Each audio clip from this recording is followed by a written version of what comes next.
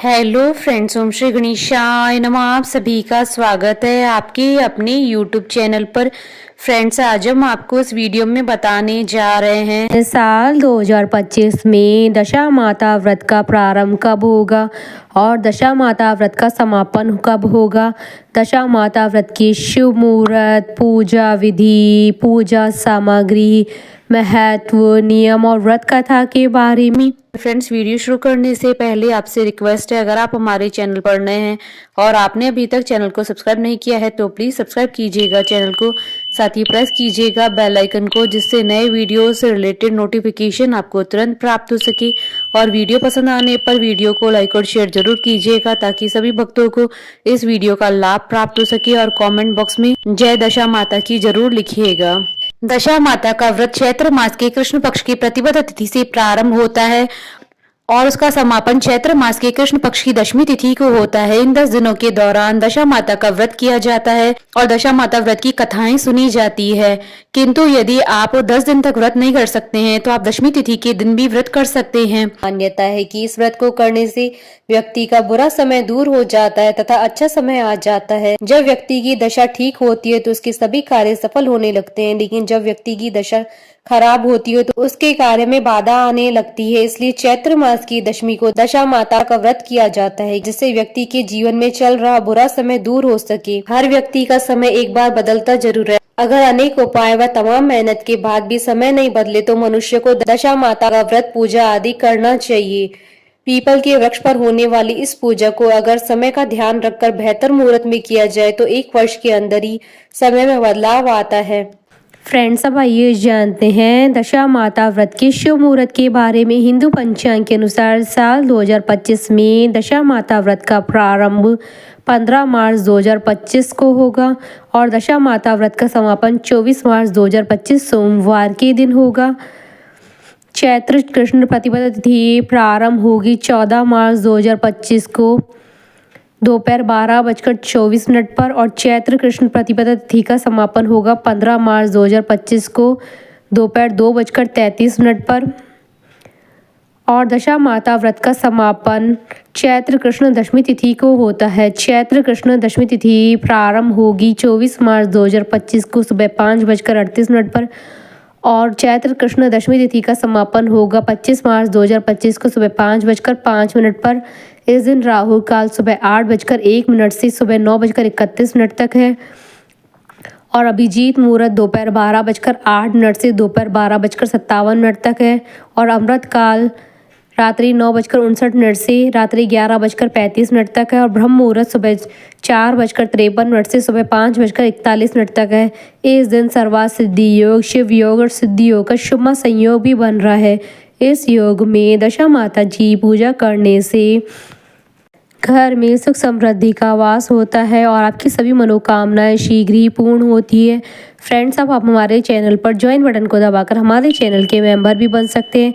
हम हमारे चैनल के मेंबर्स के कमेंट्स को टॉप प्रायोरिटी पर रखकर उनका रिप्लाई करते हैं। फ्रेंड्स, अब आइए जानते हैं दशा माता व्रत की पूजन विधि के बारे में। अगर आप पहली बार पूजा कर रहे हैं तो घर के किसी कोने में साफ सफाई करके एक दीवार पर स्वास्तिक बनाए। उसके बाद स्वास्तिक के पास 10 बिंदियां बनाए। पूजा में रोली, मूली, सुपारी, चावल, दीप, नैवेद्य, धूप आदि शामिल करें। इसके अलावा सफेद धागा ले, उसमें 10 गांठें बना ले, फिर उसे हल्दी में रंग ले। इस धागे को दशा माता की बेल कहा जाता है। दशा माता की पूजा के बाद इस धागे को गले में धारण करें।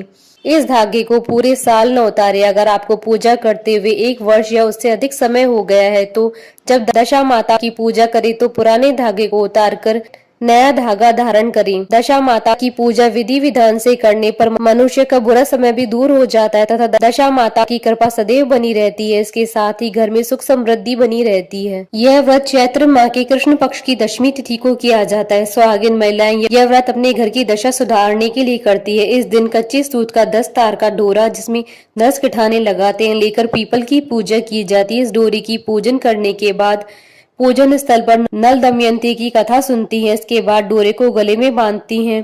पूजन के पश्चात महिलाएं अपने घरों पर हल्दी व कुमकुम के छापे लगाती हैं। एक ही प्रकार का अन्न एक समय खाती है। भोजन में नमक नहीं होना चाहिए। विशेष रूप से अन्न में गेहूं का ही उपयोग करते हैं। घर की साफ सफाई करके घरेलू जरूरत के सामान के साथ साथ झाड़ू इत्यादि भी खरीदते हैं। यह व्रत जीवन भर किया जाता है और इसका उद्यापन नहीं होता है। दशा माता व्रत की पौराणिक कथा। दशा माता व्रत की पौराणिक कथा के अनुसार प्राचीन समय में राजा नल और दमयंती रानी सुखपूर्वक राज्य करते थे। उनके 2 पुत्र थे। उनके राज्य में प्रजा सुखी और संपन्न थी। एक दिन की बात है कि उस दिन होली दशा थी। एक ब्राह्मणी राजमहल में आई और रानी से कहा, दशा का डोरा ले लो। बीच में दासी बोली, हाँ रानी साहिबा, आज के दिन सभी सुहागिन महिलाएं दशा माता का पूजन और व्रत करती हैं तथा इस डोरे की पूजा करके गले में बांधती है, जिससे अपने घर में सुख समृद्धि आती है। अतः रानी ने ब्राह्मणी से डोरा ले लिया और विधि अनुसार पूजन करके गले में बांध दिया। कुछ दिनों के बाद राजा नल ने दमयंती के गले में डोरा बंधा हुआ देखा। राजा ने पूछा, इतने सोने के गहने पहनने के बाद भी आपने ये डोरा क्यों पहना है? रानी कुछ कहती उसके पहले ही राजा ने डोरे को तोड़कर जमीन पर फेंक दिया। रानी ने उस डोरे को जमीन से उठा लिया और राजा से कहा, यह तो दशा माता का डोरा था। आपने उनका अपमान करके अच्छा नहीं किया। जब रात्रि में राजा सो रहे थे तब दशा माता स्वप्न में बुढ़िया के रूप में आई और राजा से कहा, हे राजा, तेरी अच्छी दशा जा रही है और बुरी दशा आ रही है। तूने मेरा अपमान करके अच्छा नहीं किया। ऐसा कहकर बुढ़िया अर्थात दशा माता अंतर ध्यान हो गई। अब जैसे जैसे दिन बीतते गए वैसे वैसे कुछ ही दिनों में राजा के ठाट बाट, हाथी घोड़े, लाव लश्कर, धन धान्य, सुख शांति सब कुछ नष्ट होने लगे। अब तो भूखे मरने का समय तक आ गया था। एक दिन राजा ने दमयंती से कहा, तुम अपने दोनों बच्चों को लेकर अपने मायके चली जाओ। रानी ने कहा, मैं आपको छोड़कर कहीं नहीं जाऊंगी। जिस प्रकार आप रहेंगी उसी प्रकार मैं भी आपके साथ रहूंगी। तब राजा ने कहा, अपने देश को छोड़कर दूसरे देश में चली, वहां जो भी काम मिल जाएगा वही काम कर लेंगे। इस प्रकार नल दमयंती अपने देश को छोड़कर चल दिए। चलते चलते रास्ते में भील राजा का महल दिखाई दिया। वहां राजा ने अपने दोनों बच्चों को अमानत के तौर पर छोड़ दिया। आगे चले तो रास्ते में राजा की मित्र का गांव आया। राजा ने रानी से कहा, चलो हमारे मित्र के घर चले। मित्र के घर पहुंचने पर उनका खूब आदर सत्कार हुआ और पकवान बनाकर भोजन कराया। मित्र ने अपने शयन कक्ष में सुलाया। उसी कमरे में मोर की आकृति की खूंटी पर मित्र की पत्नी का हीरो जड़ा कीमती हार टंगा था। मध्य रात्रि में रानी की नींद खुली तो उन्होंने देखा कि वह बेजान खूंटी हार को निगल रही है। यह देखकर रानी ने तुरंत राजा को जगाकर दिखाया और दोनों ने विचार किया कि सुबह होने पर मित्र के पूछने पर क्या जवाब देंगे। अतः यहाँ से इसी समय चले जाना चाहिए। राजा रानी दोनों रात्रि को ही वहां से चल दिए। सुबह होने पर मित्र की पत्नी ने खूंटी पर अपना हार देखा। हार वहां नहीं था। तब उसने अपने पति से कहा, तुम्हारे मित्र कैसे हैं जो मेरा हार चुराकर रात्रि में भाग गए? मित्र ने अपनी पत्नी को समझाया, मेरा मित्र कदापि ऐसा नहीं कर सकता।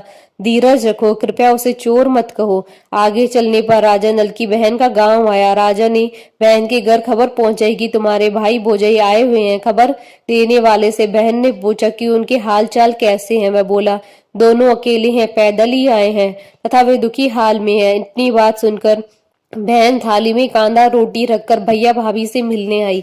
राजा ने तो अपने हिस्से का खा लिया, परंतु रानी ने जमीन में गाड़ दिया। चलते चलते एक नदी मिली।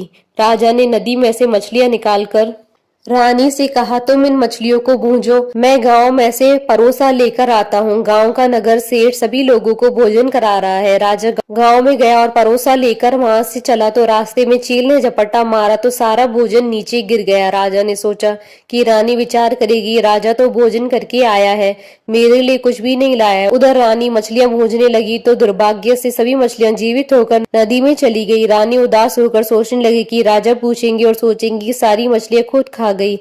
जब राजा आए तो मन ही मन समझ गए और वहां से आगे चल दिए। चलते चलते रानी के मायके का गांव आया। राजा ने कहा, तुम अपने मायके चली जाओ, वहां दासी का कोई काम कर लेना, मैं इसी गांव में कहीं नौकर हो जाऊंगा। इस प्रकार रानी महल में दासी का काम करने लगी और राजा तेली के घाने पर काम करने लगा। दोनों को काम करते हुए बहुत दिन हो गए। जब होली दशा का दिन आया तब सभी रानियों ने सिर होकर स्नान किया। दासी ने भी स्नान किया।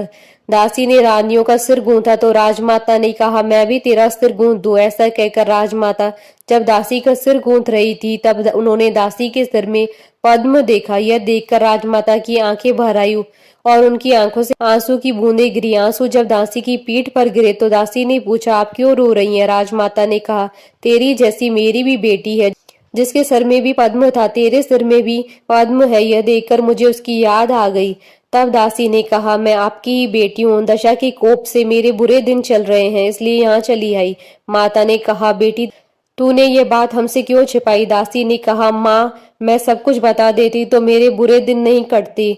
आज मैं दशा माता का व्रत करूंगी तथा उनसे गलती की क्षमा याचना करूंगी। अब तो राजमाता ने भी बेटी से पूछा, हमारे जमाई कहाँ हैं? बेटी बोली, वे इसी गांव में किसी तेली के घर काम कर रहे हैं। अब गांव में उनकी खोज कराई गई और उन्हें महल में लेकर आए। जमाई राजा को स्नान कराया, वह नए वस्त्र पहनाए और पकवान बनाकर उन्हें भोजन कराया गया। अब दशा माता के आशीर्वाद से राजा नल और दमयंती के अच्छे दिन लौट आए। कुछ दिन ही वहीं बिताने के बाद अपने राज्य जाने को कहा। दमयंती के पिता ने खूब सारा धन, लाव, लश्कर, हाथी, घोड़े आदि देकर बेटी जम्मई को विदा किया। रास्ते में वही जगह आई जहाँ रानी ने मछलियों को भूना था और राजा के हाथ से चील के झपट्टा मारने से भोजन जमीन पर आ गिरा था। तब राजा ने कहा, तुमने सोचा होगा कि मैंने अकेले भोजन कर लिया होगा, परंतु चील ने झपट्टा मारकर गिरा दिया था। अब रानी ने कहा, आपने सोचा होगा कि मैंने मछलियां भूनकर अकेले खा ली होगी, परंतु वे तो जीवित होकर नदी में चली गई थी। चलते चलते अब राजा की बहन का गांव आया। राजा ने बहन के यहाँ खबर भेजी। खबर देने वाले से पूछा कि उनकी हालचाल कैसे हैं। उसने बताया कि वे बहुत अच्छी दशा में हैं। उनके साथ हाथी, घोड़े, लाव, लश्कर है। यह सुनकर राजा की बहन मोतियों की थाल सजा कर लाई। तभी दमयंती ने धरती माता से प्रार्थना की और कहा, माँ आज मेरी अमानत मुझे वापस दे दें। यह कहकर उस जगह को खोदा जहाँ कांदा रोटी गाड़ दिया था। खोदने पर रोटी तो सोने की और कांदा चांदी का हो गया। ये दोनों चीजें बहन की थाली में डाल दी और आगे चलने की तैयारी करने लगे। वहां से चलकर राजा अपने मित्र के घर पहुंचे। मित्र ने उनका पहले के समान खूब आदर सत्कार और सम्मान किया। रात्रि विश्राम के लिए उन्हें उसी शयन कक्ष में सुलाया। मोरनी वाली खूंटी के हार निकल जाने वाली बात से नींद नहीं आई। आधी रात के समय वही मोरनी वाली खूंटी हार उगलने लगी तो राजा ने अपने मित्र को जगाया तथा रानी ने मित्र की पत्नी को जगाकर दिखाया, आपका हार तो इसने निगल लिया था। आपने सोचा होगा कि हार हमने चुराया है। दूसरे दिन प्रातःकाल नित्य कर्म से निपटकर वहां से चल दिए। वे भील के राजा के पास पहुंचे और अपने पुत्रों को मांगा तो भील राजा ने देने से मना कर दिया। गांव के लोगों ने उन बच्चों को वापस दिलाया। नल दमयंती अपने बच्चों को लेकर अपनी राजधानी के निकट पहुंचे तो नगर वासियों ने लाव लश्कर के साथ उन्हें आते हुए देखा। सभी ने बहुत प्रसन्न होकर उनका स्वागत किया तथा गाजे बाजे के साथ उन्हें महल पहुंचाया। राजा का पहले जैसा ठाट बाट हो गया। राजा नल दमयंती पर दशा माता ने पहले कोप किया था, ऐसी किसी पर मत करना, और बाद में जैसी कृपा की वैसी सब पर करना। बोलिए दशा माता की जय। हमारे साथ इस वीडियो में अंत तक बने रहने के लिए आपका धन्यवाद। ओम श्री गणेशाय नमः।